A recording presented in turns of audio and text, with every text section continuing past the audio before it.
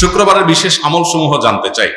শুক্রবারের প্রথম আমল হলো ভোরে ঘুম থেকে আগে আগে উঠা। দ্বিতীয় আমল হলো ফজরের নামাজ জামাতের সাথে পুরুষরা আদায় করা।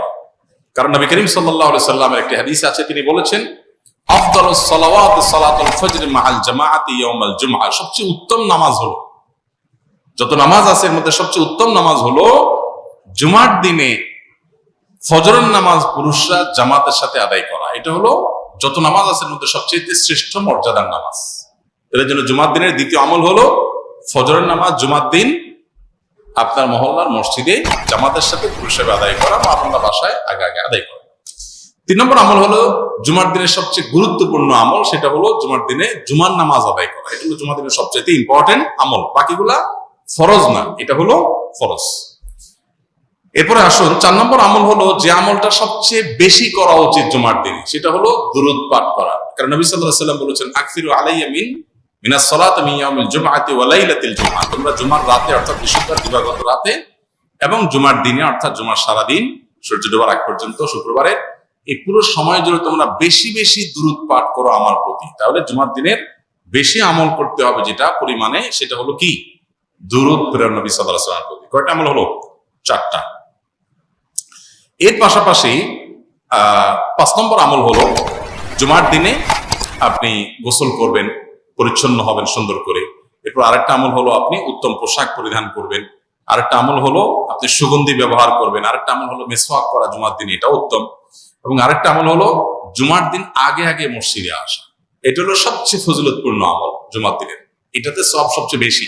জুমার দিন মসজিদে আগে আগে, যে যত আগে আসে তার মর্যাদা আল্লাহর কাছে তত বেশি থাকে। জুমার দিনের আরেকটা আমল হলো পায়ে হেঁটে জুমার নামাজে আসা। যথাসম্ভব বাহন, গাড়ি, রিক্সা ব্যবহার না করা। যদি দূরে যেতে হয় তাহলে গাড়ি পার করে ওখান থেকে পায়ে হেঁটে আসা অন্তত।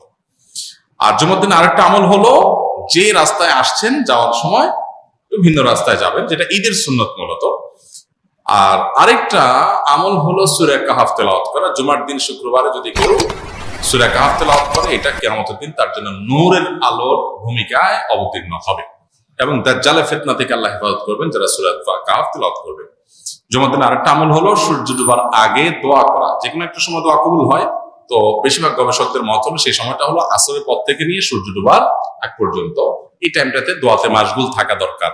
যার যার জায়গায় আমরা আল্লাহর কাছে দোয়া মাশগুল হবো, দোয়া করবো, একটা গুরুত্বপূর্ণ সময়। আর অনেক আমল আছে, আল্লাহ আমাদের ইমাম শাফি রাহমাতুল্লাহর মতে নামাজে ইমামের পেছনে ফাতিহা পড়তে হবে, কিন্তু হানাফি আলেমগণ সূরা আরাফের একটি আয়াতের দলিলে বলেন ফাতিহা পড়া যাবে না।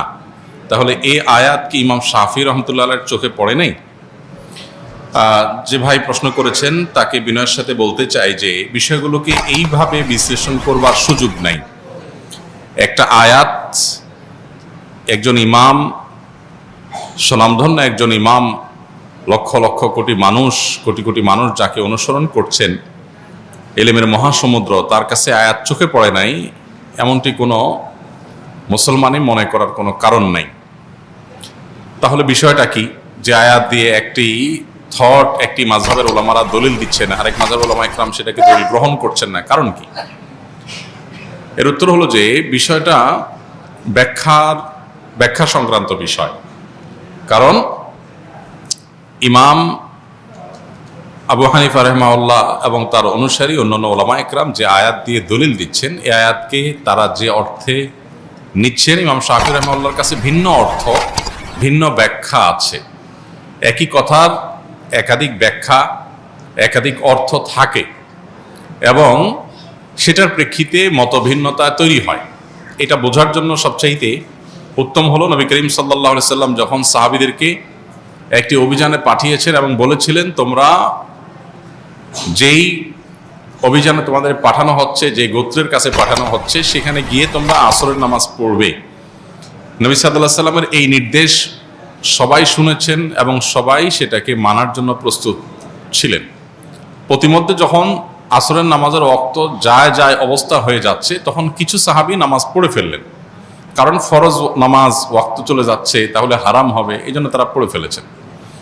আর কিছু সাহাবী তারা পড়েন নাই, তারা যথাস্থানে গিয়ে তারপরে আদায় করেছেন।